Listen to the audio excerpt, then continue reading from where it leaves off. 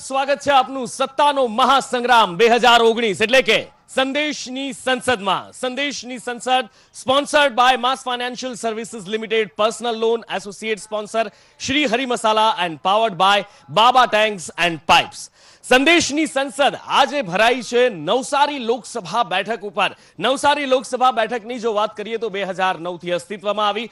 બીજી ચૂંટણી યોજાઈ 2014માં ને ત્રીજી ચૂંટણી આ વખતે આ બેઠક પર યોજાવા જઈ રહી છે. બંને વખત સીઆર પાટીલ અહીંયા જીતતા આવ્યા છે અને ફરી એકવાર ભારતીય જનતા પાર્ટી તરફથી સીઆર પાટીલ ઉમેદવાર છે. તો બીજી તરફ જો વાત કરવામાં આવે, કોંગ્રેસ પાર્ટી તરફથી એક નવો ચહેરો ઇન્ટ્રોડ્યુસ કરવામાં આવ્યો છે.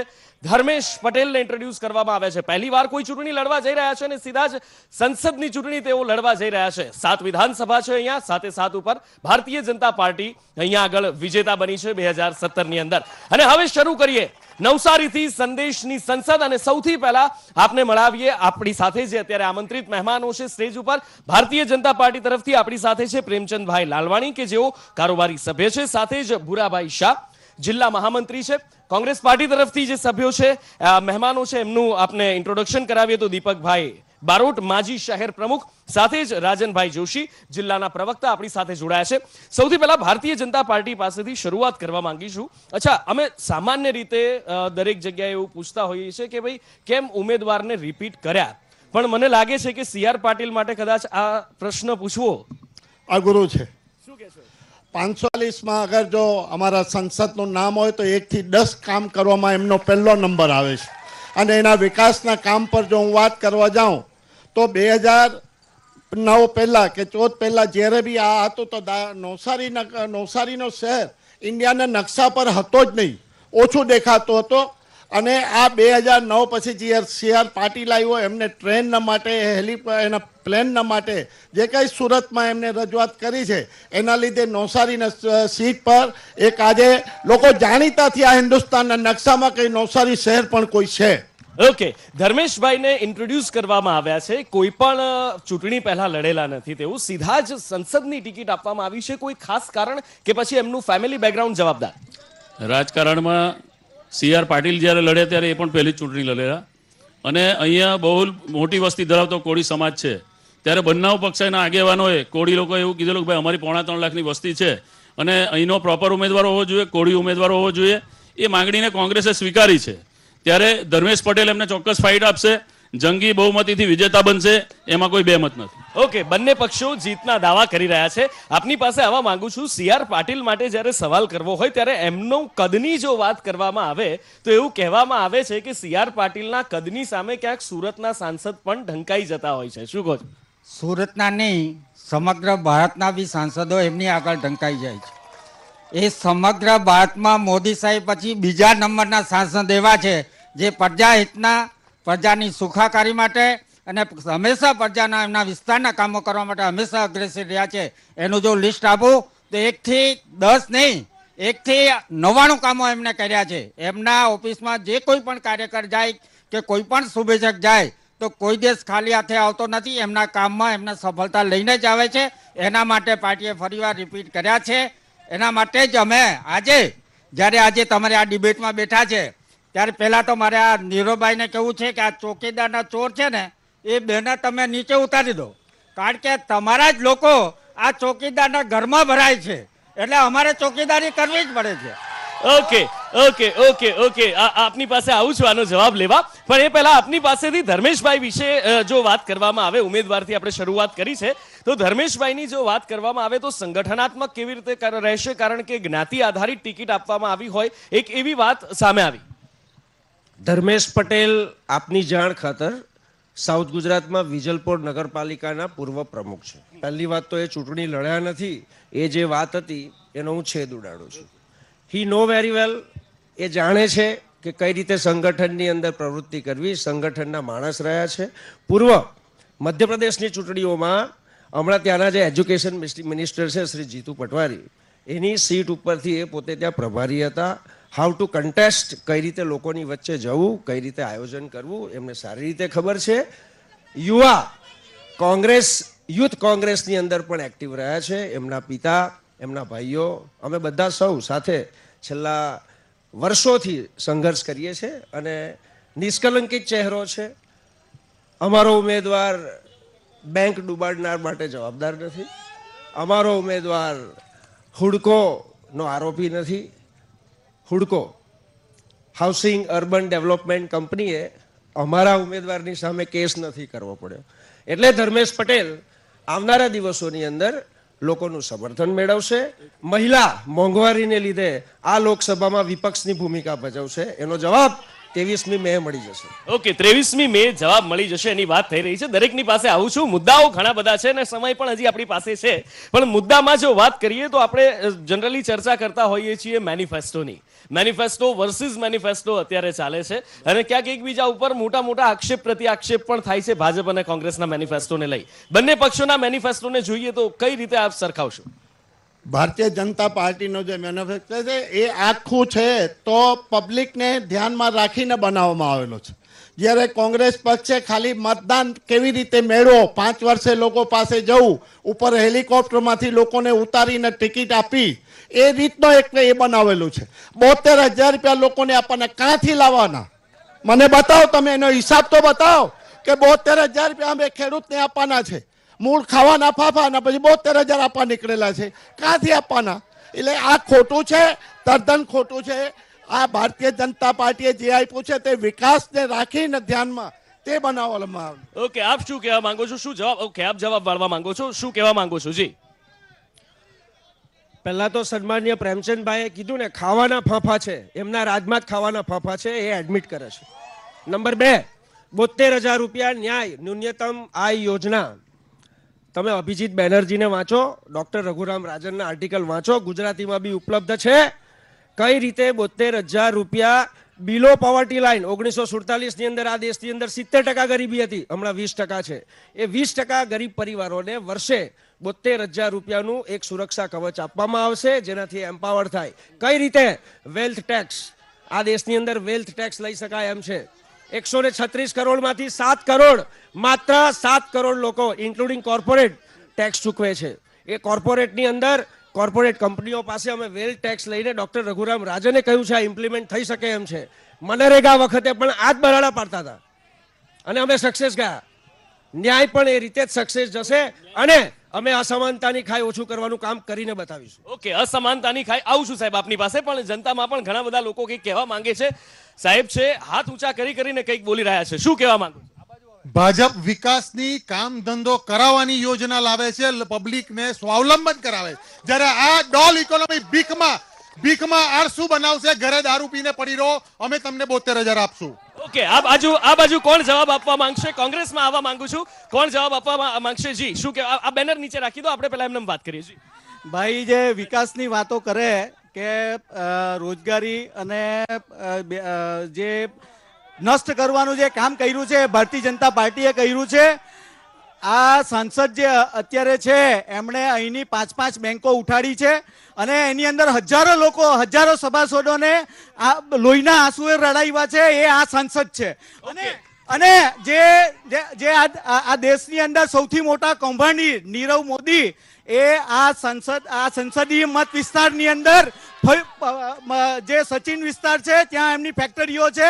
અને હું આ તમારા માધ્યમથી જાણવા માંગુ છું કે એ નીરવ મોદી સાથે આ સંસદની ભાગીદારી છે કે ચોકીદારી કરી? ઓકે, આનો જવાબ લઈ લઈએ. દરેકની પાસે હું આવીશ, દરેક વ્યક્તિની પાસે હું આવીશ. આપ આપના સ્થાન ઉપર રહેશો અને શાંતિ જાળવશો. શું જવાબ આપવા માંગો? આ બધા જૂઠા આક્ષેપો કરવા એ કોંગ્રેસની રાજનીતિ વર્ષોથી જ લોકો સમજી ગયેલા છે. અમારા સાંસદ 5.5 લાખની લીડે જીતા હતા અને આ વખતે 7 લાખ વોટની જીતશો, ભારતમાં પહેલો નંબર લાવશો. કોઈ માણસ 5.5 લાખની લીડે ક્યારે જીતી શકે? એમનું સ્વચ્છ ચોખ્ખું એમનું ચારિત્ર હોય તો જ જીતી શકે. એ આ કોંગ્રેસને છાંટા ઉડાડવા સિવાય કશું આવડતું નથી અને 7 લાખ વોટની લીડે જીતીને જ રહેશું. ઓકે, પાછળ એક સાહેબ છે, એમની પાસે આવવા માંગુ છું. અચ્છા, એવું કહી રહ્યા છે કે બેંકો ઉઠાડી દીધી છે અહીંના સાંસદે, શું કહેવા માંગો? હું આપને માઇક ધરું એટલે બોલો, શું કહેવા માંગો છો? બેંકો ઉઠાડ્યો તો એમને પહેલા કહ્યું કે તમે સબૂત બતાવો કે બરાબર. તો જો આ 3 ટર્મથી જીતે છે તો કે એમને તો જીતતા નહીં હોય, બરાબર. તો એમના હમણાં જે સાંસદ છે કમલનાથ, બરાબર, એમના જે સચિવ ઉપર જે અત્યારે કેસ થયો છે 231 કરોડ રૂપિયા પકડાયા, તો શું પોતે દૂધે ધોયેલા છે? ભાજપમાં અત્યારે જો કામો થતા હોય ને તો અત્યારે વિકાસના મુદ્દાઓ વીજળીના મુદ્દાઓ એ બધા તો મુદ્દાઓ સાઈડ પર જ રહી ગયા છે. ફક્ત મોદીને નીચો પાડવા માટેની સોરી આ રાજનીતિ છે, બરાબર. તો હું તમને એમ કહું કે તમારો કેપ્ટન કોણ પહેલા એ તો નક્કી. ઓકે, કેપ્ટન કોણ? અને ક્યાંક એક આવું છું, બધાની પાસે આવું છું, આનો જવાબ લેવો જરૂરી છે. જી, એવું કહી રહ્યા છે કે ભાઈ ક્યાંક છાંટા ઉડાડવાની રાજનીતિ ચાલી રહી છે. તમામ જે છે એ સ્વચ્છ છબી ધરાવતા છે. અને કોંગ્રેસના કેપ્ટન કોણ એવું ખાસ પૂછ્યું છે. કોંગ્રેસ લોકશાહી પદ્ધતિની અંદર માને છે. લોકશાહીની અંદર હંમેશા લીડર જે સાંસદો ચૂંટાયા બાદ જે સર્વાનુમતે નક્કી થાય તે જ નક્કી થાય છે. એટલે કેપ્ટનનો કોઈ પ્રશ્ન જ નથી. સવાલ હું એના ઉપર આપવા માંગુ છું જવાબ કે ભાજપનો જે મેનિફેસ્ટો છે એ સંકલ્પના નામે છે, જ્યારે કોંગ્રેસનો જે મેનિફેસ્ટો છે એ હમ ન્યાય દેંગે, હમ વાદા નિભાએંગે એ ટાઇટલ ઉપર છે. પહેલો પ્રશ્ન, એક જ મિનિટ. સંકલ્પ 2014માં જે કર્યો હતો એ જ સંકલ્પ 2019માં પાછો આવે છે. એનો અર્થ એ થયો કે 2014ના વાદાઓ જુમલા સાબિત થયા. ઓકે, 2014ના વાયદા જુમલા સાબિત થયા. શું કહેવા માંગો છો? સૌ પ્રથમ તો આ દેશમાં ને આ દુનિયામાં જો સૌથી મોટો જુમલો હોય ને તો આ ગાંધી પરિવાર છે. કેમ? 1947 ત્યારથી જવાહરલાલ નહેરુ, ત્યારથી બાદ ઇન્દિરા ગાંધી, રાજીવ ગાંધી, સોનિયા ગાંધી ને હમણાં ભાઈ પપ્પુભાઈ, આ બધા ગરીબી હટાવો એટલે તમે લોકો 70 વર્ષ સુધી ગરીબી નથી હટાવી શક્યા અને એમ જુમલાની વાત કરે છે. આ દુનિયાનો સૌથી મોટો જુમલા પરિવાર છે, એ મારે કેવું છે. ઓકે, આ બાજુ પાછળ પણ કેટલાક મહિલાઓ છે. સાહેબ, મહિલાઓને પણ આવરી લઈએ. તમામની પાસે, આપની પાસે પણ હું આવીશ. મહિલાઓ પણ છે, મહિલાઓને આવરી લઈએ ચર્ચામાં. શું કહેવા માંગો? રાહુલ, ગાંધી પરિવાર માટે જે એમ કહેવાય છે કે જુમલા પરિવાર છે, પણ ગાંધી પરિવારે જે પોતાના બલિદાનો આપ્યા છે ને એ બલિદાનને વટાવવા નથી નીકળતા. એ બલિદાનને વોટમાં પરિવર્તિત કરવા નથી માંગતા. જ્યારે આ ભાજપ સરકાર એ સૈનિકોની શહાદતોને પણ વટાવવા માંગે છે. ઓકે, આ બાજુ મહિલાઓ પાસેથી આનો જવાબ લઈશું. આવું સાહેબ, આપની પાસે ચોક્કસ આવીશ, પણ મહિલાઓ પાસેથી આનો જવાબ લેવો જરૂરી છે. આ બાજુ એક બેન છે, ક્યારના બોલાવી રહ્યા છે, એમનો જવાબ લેવા માંગીશું. આપશે સાહેબ, આપશે જવાબ, આપશે. એમને આપવા દો જવાબ, આપશે. જી, આજે તમે જો આ વિશાળ સંખ્યામાં બહેનો, ભાજપની બહેનો છે. કોંગ્રેસની સરકાર હારવાની છે અને હારવાની છે. એમનો પરિવાર જ ચાલે છે, પરિવારવાદ જ ચાલે છે એમનામાં. અમારી આ ધર્મેશભાઈને તો મહિલા મોરચાની બહેનો ચરાઈ દેવાની છે. એમાં તમે જો વિશાળ સંખ્યામાં બહેનોની હાજરી તમે આ બતાવી દે છે કે વિશાળ સંખ્યામાં ભાજપ જીતશે. આખા દેશમાં ભાજપ આવશે, કેમ કે અમે વિકાસ અને મોદી સરકાર વિકાસની રાહમાં ચાલે છે. ઓકે, આ બાજુ એક સાહેબ છે, એમની પાસે જવા માંગીશું. સીધી વાત, સીધો આક્ષેપ બેન કરી રહી છે, સીધો દાવો કરી રહ્યા છે કે ધર્મેશભાઈને તો મહિલા મોરચાની બહેનો જ હરાવી દેશે. આજે જે દારૂના અડ્ડાઓ, ગેરકાયદેસર દારૂ મળી રહ્યો છે ને, તો મહિલાઓ ગુજરાતમાં પરેશાન છે. અને કોઈ પણ જો ચોકીદારો ચોર નથી તો શા માટે દારૂ બંધ નથી કરાવી શક્યા? એનો જવાબ આપે. ઓકે, દારૂબંધી કેમ નથી થઈ શકી? આપની પાસેથી પહેલા એનો જવાબ લઈ લઈએ, ત્યારબાદ આગળ પબ્લિકમાં પણ ચર્ચાને આગળ વધારીએ. દારૂબંધીનો કડક અમલ વાત થાય છે, થતો નથી, એવો સીધો આક્ષેપ છે. એમને પૂછી લો કે ગામમાં તમે એક બોટલ તો શોધી લાવો. જે 300 રૂપિયાની નહીં મળતી એ 2000માં પણ નથી મળતી. લોકોએ દારૂ લેવો છે પણ મળતી નથી, એ લોકોને ખબર જ નથી. આ લોકો અહીંયા બેસીને ખાલી વાત કરે છે. એ લોકોને પેલા પૂછી લો કે તમે ખરેખર ચૂંટણી જીતવા માટે ઉભા રહ્યા છો કે ખાલી મોદી સાહેબનો વિરોધ કરવા માટે જ ઉભા રહ્યા છો? ઓકે, શું આનો શું જવાબ આપવા માંગો છો આપ? દર 5 વર્ષે ચૂંટણી આવે ત્યારે દરેક રાજકીય પક્ષ કોઈ પણ માણસ હોય તેની સામે ઉમેદવાર ઉભો રાખે, જીતવા માટે જ ઉભો રાખતો હોય. આફ્ટર ઓલ એ કોને જીતાડવો એ પ્રજા નક્કી કરતી હોય છે, પણ આ લોકો જાતે નક્કી કરી કાઢે કે અમે 7 લાખ મતથી જીતશું. એ લોકોની વાત ગેરવ્યાજબી છે. કોંગ્રેસે કોઈ પણ દિવસ એવું નથી કીધું કે અમે આમ કરશું, પણ આ ઈવીએમ સેટિંગ વાળી પાર્ટી, એને ખબર જ છે કે અમે કેવી રીતનું સેટિંગ કરેલું છે, પણ આવનારો સમય બતાવશે. બીજી વાત તમને એ કહું કે આ જે ચોકીદાર તો અત્યારે બીજેપીના લોકોને ઉપરથી એવો આદેશ કરવામાં આવ્યો કે તમે પણ તમારા વોટ્સએપ ગ્રુપમાં મેં હું ચોકીદાર લખો. આ ચોકીદાર એવો છે કે આપણે ગામમાં તળાવ હોય ને એની ચોકીદાર તરીકે બગલાને મૂકીએ ને, એ આ બગલો છે. એક બી માછલી તળાવમાં નહીં રહેવા દે. ઓકે, આ બાબતે જી શું કહેવા માંગો છો? આપની પાસે આવું. હાજી, જે આ ચોકીદાર માટેની વાત કરી એ વાત તદ્દન ખોટી છે. બધા સ્વયંભૂ ચોકીદાર પોતાની જાતને માને છે, એટલે એમાં બધા જ સમાવેશ થાય. એટલે આ વાત જે તમે કરી દીપકભાઈ એ તદ્દન ખોટી છે. ઓકે, ઈવીએમ સેટિંગ પાર્ટી સીધો આક્ષેપ લગાડ્યો છે ભારતીય જનતા પાર્ટી પર. ઈવીએમ 2003 થી યુઝ થાય છે, એટલે ઈવીએમ નો જો એ લોકો એમ કહેતા હોય કે ઈવીએમ સેટ થઈ શકે તો તમારા નજીકમાં કોઈ પણ આજુબાજુ કોઈ એક શિક્ષકને પૂછી લો જે ઈવીએમમાં મતલબ ચૂંટણી સમય દરમિયાન જે કામ કરતા હોય કે કેટલી પ્રોસેસમાંથી પાસ થાય છે. પછી બીજી વાત એ લોકો એમ કહે છે કે ચોકીદાર ચોર છે. એનો હું ખાલી ટૂંકમાં જવાબ આપું, ક્યારેય ધર્મની જીત ત્યારે જ થાય છે જ્યારે અધર્મ ચૂકે છે. 2014માં આ અધર્મી કોંગ્રેસ મોદી સાહેબને ચા વાળો કહીને ચોઈકા એટલે મોદી સાહેબે ચાય પે ચર્ચા લાવ્યું, અને આ વખતે એ લોકો ચોકીદાર ચોર એમ કહીને ચૂક્યા એટલે મેં બી ચોકીદાર એ લોકોને હરાવશે. ઓકે, આ બાજુ એક સાહેબ છે, એમની પાસે આવવા માંગીશ. જી, શું કહેવા માંગો? નવસારી શહેરમાં જે પાણી પુરવઠાની યોજના 34 કરોડ રૂપિયાના ખર્ચે નાગધરા કેનાલથી જે નાખવામાં આવી છે એ હજુ સુધી ચાલુ થઈ શકી નથી. એમાં ટીપું પાણી દુધિયા તળાવમાં નથી આવ્યું. નવસારીની જનતા આજે સ્વચ્છ પાણી પીવાના પાણી માટે પરેશાન છે. એમના પ્રવક્તાઓ જવાબ આપે. બિલકુલ. એક વચ્ચે એક સ્થાનિક મુદ્દો પણ લેવામાં આવ્યો છે વચ્ચે. હવે સવાલ પૂછાયો છે તો સ્વાભાવિક છે, એનો જવાબ જરૂરી છે. નાગદરા લાઇનની પાણીની લાઈનો નખાઈ ગયેલી છે.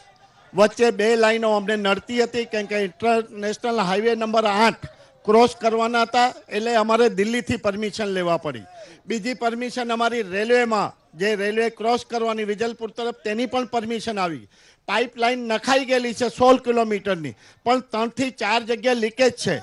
અમે દિલ્હીવાળા સાથે કોન્ટેક્ટ કર્યો છે. એ લોકો કમ્પ્યુટર વાઇઝ અમને ઇલેક્શન આચારસંહિતા છે એના પછી તાત્કાલિક આ લાઈન ચાલુ થઈ જવાની અને શહેરમાં પાણી. ઓકે, હવે એક મુદ્દો જે બીજો ચર્ચાઈ રહ્યો છે, આપની પાસે આવવા માંગુ છું. મેનિફેસ્ટો જાહેર થયો ને એની પહેલાથી, જ્યારથી પુલવામા હુમલો થયો ત્યારથી આ દેશની અંદર રાષ્ટ્રભક્તિ ઉપર અથવા રાષ્ટ્રપ્રેમ ઉપર રાજકારણ શરૂ થયું છે. ક્યાંક કોઈ પુરાવા માંગે છે તો ક્યાંક કોઈ આક્ષેપ કરે છે. કેટલું યોગ્ય? રાષ્ટ્રવાદ, ત્યાગ, બલિદાન, આ બધી વાત ભારતીય જનતા પાર્ટી ના કરે ને તો વધારે સારું. બરાબર છે, 1947 પહેલાની જે ફ્રીડમ ફાઇટ હતી ને એનો ઇતિહાસ ગમે એટલા આ લોકો ભારત માતા કી જય, ભારત માતા કી જય બોલે ને, અને જે બોલે એ દેશભક્ત, તો મારે કહેવું છે કે ભારત માતા કી જય, ભારત માતા કી જય બોલવું એ માત્ર મારી ફરજ નથી, મારો અધિકાર છે. ઓકે, આનો શું જવાબ આપવા માંગશો આપની પાસે? પછી આપની પાસે પણ આવું છું. આ મુદ્દાને લઈને ઘણા બધા લોકો ઉત્સુક છે, મને ખબર છે. દરેકની પાસે આવીશ. જી, ભારત માતા કી જય અને રાષ્ટ્રવાદ, આ મુદ્દે જે રાજકારણ રમાઈ રહ્યું છે, જે ભાઈએ વાત કરી, શું જવાબ આપવા માંગશો? રાષ્ટ્રવાદ તો જો શીખવું હોય ને તો નરેન્દ્ર મોદી પાસે શીખવું પડે. આ લોકોએ જે માનો કે ગઈ વખતે બોમ્બેની અંદર આતંકવાદી આવીને આપણે હુમલો કરીને કેટલાક લોકોને 2000 જેટલા લોકો એમાં મરી ગયેલા હતા, ત્યારે આ વખતે ખાલી પુલવામા હુમલો કરીને 12મા દિવસે જ્યારે 12મું કરવામાં આવે તે દિવસે વળતો હુમલો કરીને એ આતંકવાદીઓ અને પાકિસ્તાનની શાન ઠેકાણે લાવી દીધી. એ તાકાત અને એ રાષ્ટ્રભક્તિ નરેન્દ્ર મોદી અને ભારતીય જનતા પાર્ટીમાં જ છે. શું જવાબ આપવા માંગો છો? જી, હા, સાહેબ પણ કંઈક જવાબ આપવા માંગે છે. રાષ્ટ્રવાદની વાત ભારતીય જનતા પાર્ટીના મોઢે છે એટલા માટે નથી સોંપતી.